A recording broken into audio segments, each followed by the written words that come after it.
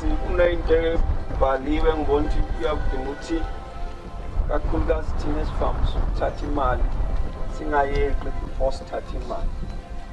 Kuthiwa lapha in the process of time kwathi emva kwezinsuku bese kuthiwa uKhayini beno-Abele baletha umnikelo. So awuvelanga walethwa umnikelo kwakusemva kwezinsuku. So lo emva kwezinsuku kubalulekile because uyisizathu sokunikela. Abanikeli ngoba benento yokunikela, banikela ngoba kukhona izinsuku. So before banikele babheka izinsuku. Izinsuku zaqubula ukunikela. Lokunikela akusikona ukunikela ngoba benikela. Ukunikela from an observation of a particular experience. Kusho ukuthi bajikile babheka izinsuku zibhaliwe ngema lapha kuGenesis 3. Kwathiwa wena mhlabathi sowuyoveza ameva,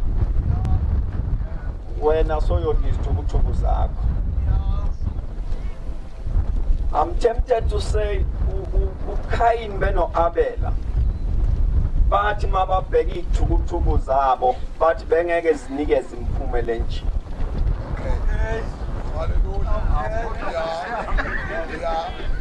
Sasala ngedwa ndaba. Angiphinde. I'm tempted to say babheka izithukuthuku zabo. Lo limayo wathi ngeke zikhiphe isivuno esingaka. Lo olusayo wathi ngeke zikhiphe imfuyo engaka. Ngoba bathi mababuka lo mhlabathi kwakuthiwe uyawuvela ameva kodwa babona uceba imfuyo. Nalo tshalayo ubona kwanda izitshalo. Kwase kuzaleka kubo into ethi kukhona okunye okukhona ngaphezulu kwethukuthukulu zethu.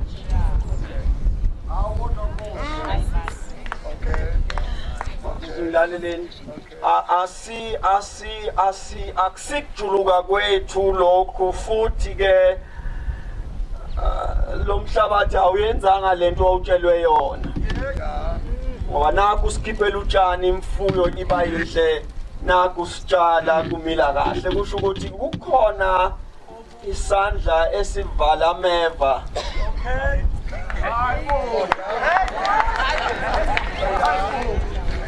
This is an observation eyenziwa abafundisi bami labafowethu ababili. Sizoyikhuluma yokulingana ngelinye ilanga mhla sisoqoqa imali uthi umnikelo omunye owamukela omunye asiyekele asikhulume when a revelation came ukuthi akuthina esenzayo kukhona owenzayo kodwa imphumele yethu.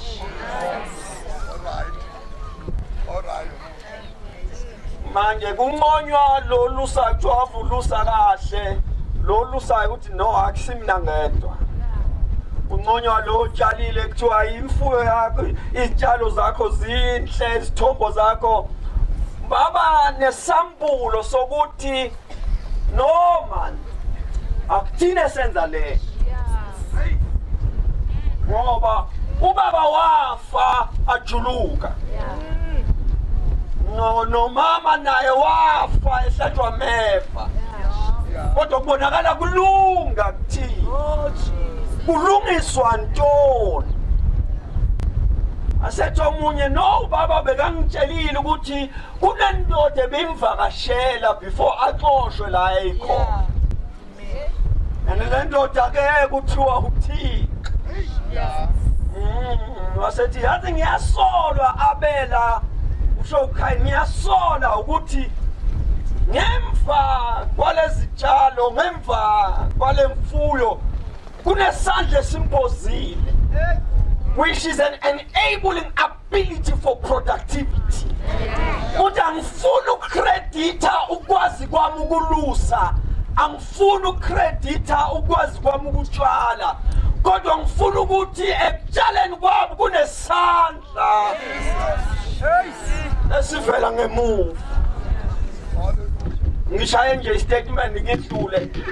When we speak of worship, sikhuluma ngesambulo. Masikhuluma ngokukhuleka, ngokutusa, ngokubonga, ngokudumisa uNkulunkulu. Asikhulumi nge-church practice.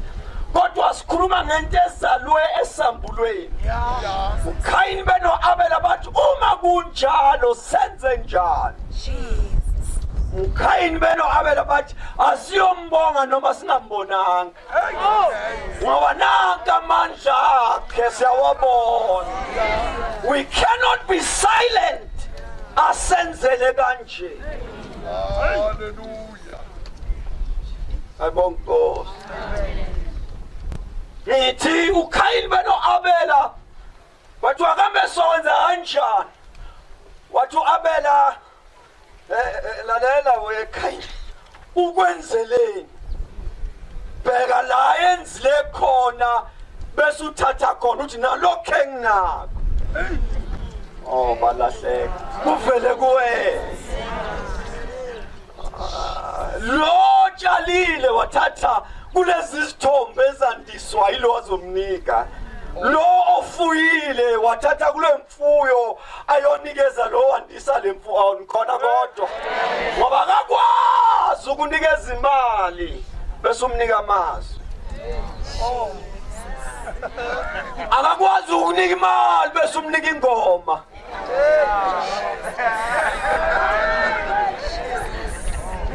Ukwenzeleni wandisile izithombo thatha kuzona. Ukwenzeleni wandisile imfuyo thatha kuyona. Uthi nilokho enginakho kuvela kuwena. Laleleni bazalwane, ngiphethe livesi lokuqala. Ngishaya istatement esimbili ngivale kulona. Okokuqala, ukhona indumiso oyisa kuNkulunkulu. Izalwe i-experience yokuthi usibonile isandla sakhe. Amen. Ububi ukushangatha awubonanga ubonile. Hey. Lalani bantwana basekhaya, kukhona ingoma eziculwa ngoba sinethalent uyabona.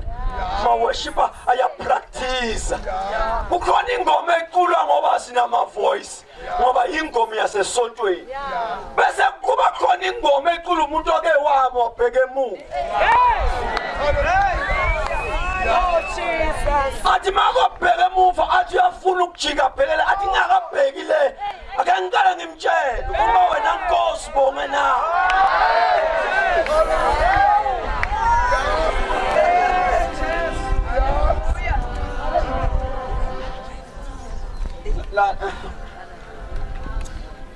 Kuthiwa mangizwa kahle eBhayibhelini nami kusho kwake kwenzeka ke uThixo washintsha uthulu labo mosquito. Washintsha amanzi eBhayibhelini, washintsha amanzi abayigazi. Waveza amaxoxo, iningi into ekuthiwa wayiveza lapha eDebate uyawufunda ubona. Dleleni wabenzela yonke imhlolo uyayazi. Ukhona umhlolo akawenza mhla avula ulwandle olubovu. Uma lo mhlola awenza let us reason. Uma kuthiwa wavula indlela olwandle olubovu kusho ukuthi amanzi angabhinjwa ngayilutho. Uma ufaka isandla amanzi kodwa waweni kuwena. Ngoba akushiwo ukuthi wakudonga wavimba amanzi. Amanzi ahlukana.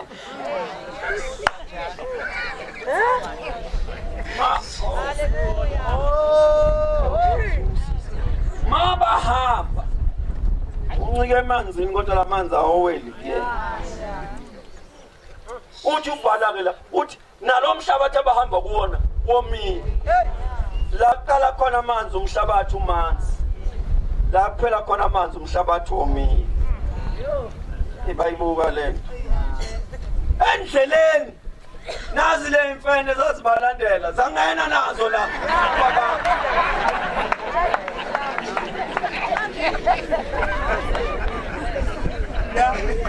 ngabona ngathi ziyasondela wathunyela ingelosi wathi hayi man amukata amavili afika lesiyawaqaqa lamavili kwasho ukuthi lamahashi aqeqeshile vile or no vile they put wabona ngathi noma amavili engasekho iyadonsa lento bantwana wasehlisa ifu kube mnyama ngala khanye ngala sibahlukanise nje ngempanga Afrikaans siyeke lokho bafika ngaphesheya Moses waphakamisa induku yasazi story kwavaleka makuvaleka ulwandle yaphela indaba yempi sefaye baqhubeka kwathi kumele masuka hamba hayi sengathi asibonanga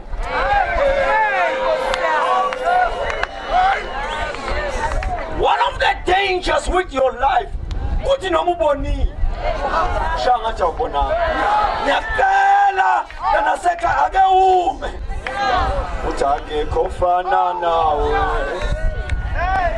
akekho fana nawe akekho fana inkosi usukushaya sengathi imfundo yakho le abaningi bane-CV efana neyakodwa abaqashwanga oh baningi bane-bank statement ne-salary advice kodwa amabhonda wa-approve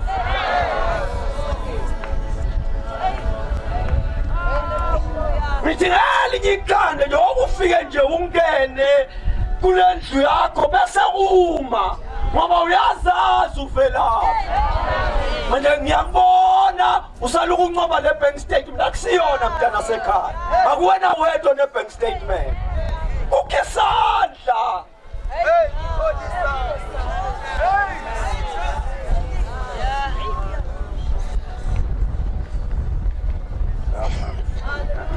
ngiyanicela abantwana basekhaya ume ubheke emuva ngoba khona la wawela khona abanye bazibulala khona ngakutshela iqiniso ukhona la wawela khona you got the same report etholwa abanye wangafi bona bazibulala manje wenza sengathi amandla I make an appeal uzokuma ubheke emuva ubheke emuva uthi hayi how did I make it lapha mhlawumbe ucele lezi ngelosi zikukhombisa i-report zikutshele zisakufula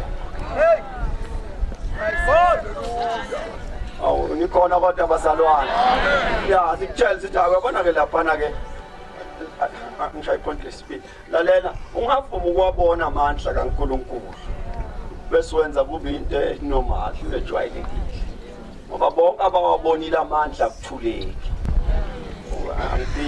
you cannot have an experience of his power and do not say a thing ma ubona amandla akhe akoba lula kwena ukubheka phezulu uthi Jehova ngithembile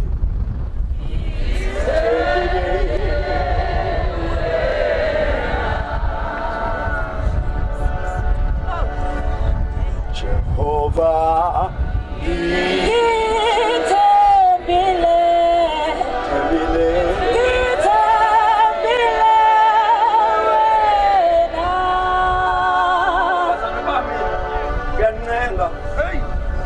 benkosi angathi ngishaya ipause ngelinye ilanga kulona lo abheka uhambo la abuke la uThixo amdala ube khona nala befanele ufe khona uzofa because of your own consequences kodwa ungabasaya uthi sengicule kahle ngoba nizwa ingoma iqanjiwe kanti isuke iqinisile uthi uma uthi uyabheka ubona banqaba umusa la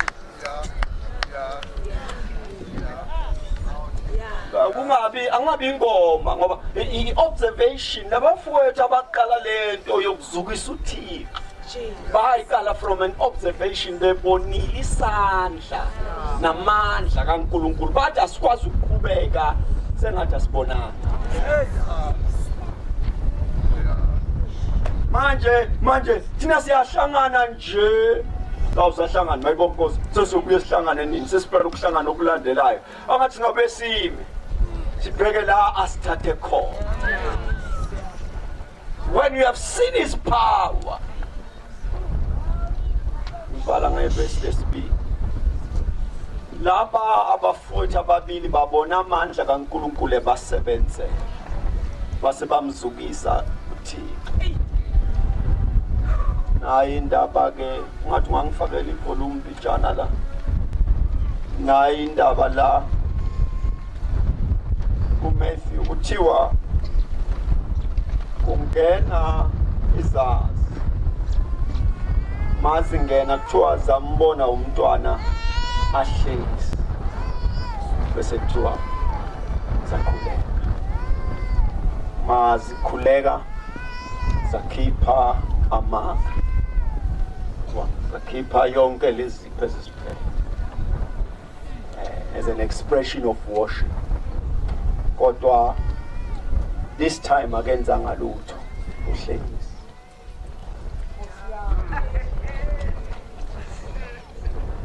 The Old Testament ivulwa ngendumiso yamandla akhe. The New Testament ivulwa ngendumiso yobuyena. Akakenzi lutho, udlalele nje. Shushuzela. Shushuzela uMaria. Bathi mabangena laba bathi sawukhothama khona shushuzela. Akakaphilisa umuntu. Udlala phansi wethwala. Akakaphilisa umuntu. Uhlezi. Bathi udumo namandla. Nokukhosi nenkazimulo. Kufanele. Ngithi akakaphendula imthandazo wamuntu. Kodwa bathi babambheka bakhothama. Awu bazana bami ngithi akakadala ukulimuntu esifeni sakhe. Akakahlehlisa generation curse. Akakenzi lutho usahlezi. Bathi lo hlezi. Lo hlezi. Lo hlezi. Uma nje Lord, uma nje yena hlezi esihlalweni. Noma ngabe umthandazo wami akawuphendula kodwa uma kuyena ohlezi. Hallelujah. Noma akangenzi lutho noma ngakayenzi lutho nje ngoba uhlezi esihlalweni ngizobheka kuyena ngithi phakamisa izandla sithi uyigcwele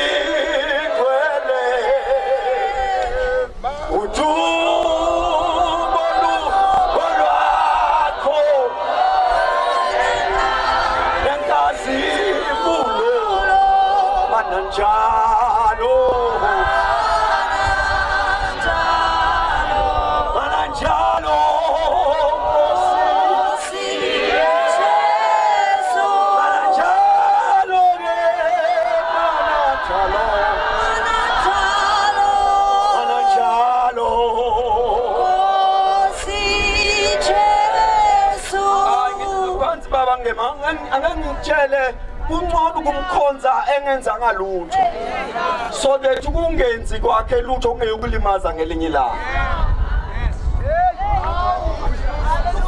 Ngithi ngcono uqala umbone yena amandla kungawaboni ukuze mhla amandla kungawabona ngwamthu ungayakhele amandleni akho uzawujabha. Angiphinde indumiso yakho ungayakhele kwenzeni kwakhe uzawuphoxeka. Mina ngake ngambona uDavide embiza ingane ifa bazila ukudla wakhumula ingubo zakhe wambatha umlo wambiza lo osomandla yafa embiza. Wathemba amandla akhe themba yena.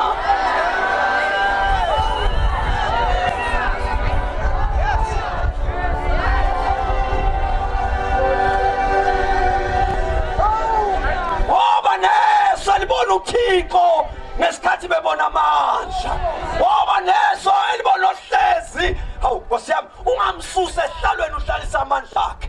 Hlalisa yena amandla akhe abe benefit. Awabe nothanda amandla. Awabe nothanda amandla. Ngiyancenga namhlanje buyelani kuyena. Ngiyancenga buyelani kuyena. Ngiyancenga buyelani kuyena. Nibonele hleze hlale sokhosi onkubo yakhe inkosi thempeli onosona athamalanga bomlilo ositalo sakhe sokhosi phakathi akasibuyele kuyena.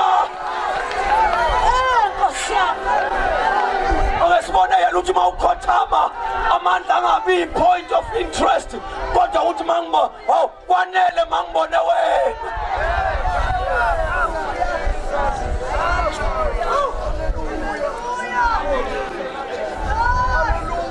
Indumiso yethu ayikho ekuthaneni wenzeni sekuthaneni unguba.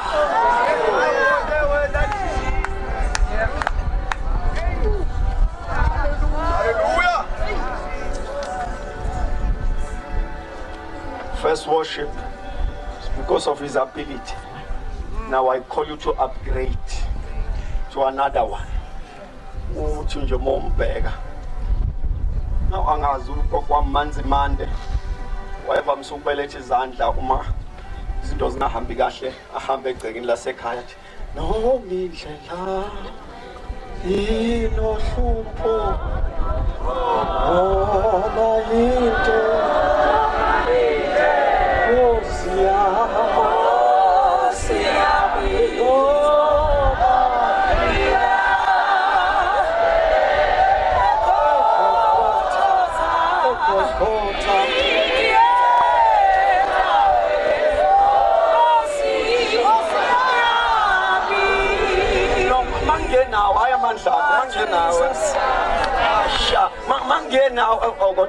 mangenawe indlela noma inganje anginankinga iconsolation ukuthi angingedwa amandla akhe angakabona umkhipha kulendlela